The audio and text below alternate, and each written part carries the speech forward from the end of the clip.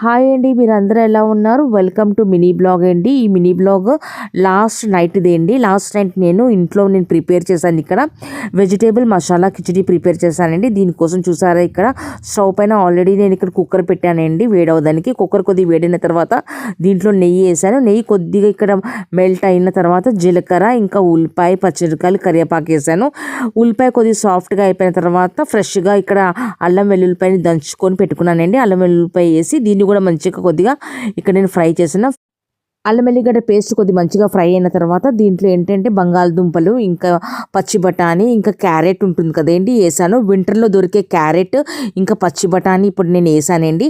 ఇవన్నిటిని కొద్దిగా మంచిగా మిక్స్ చేసిన తర్వాత దీంట్లో పసుపు, ఉప్పు, ఇంకా గరం మసాలా, ఇది ఇంట్లో చేసుకున్న గరం మసాలా అండి. గరం మసాలా వేసి మంచిగా ఇప్పుడు మిక్స్ చేశాను.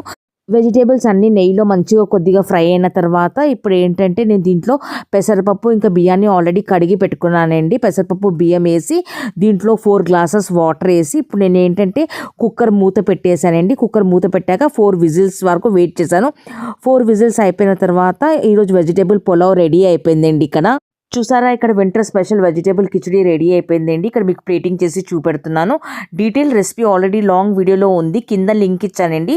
మీరు వెళ్ళి చెక్ చేసి డీటెయిల్ రెసిపీ మీరు ప్రిపేర్ చేయండి. ఇంకా ప్లీజ్ నా ఛానల్కి సబ్స్క్రైబ్ చేసుకోవడం మర్చిపోవద్దు. థ్యాంక్ యూ అండి.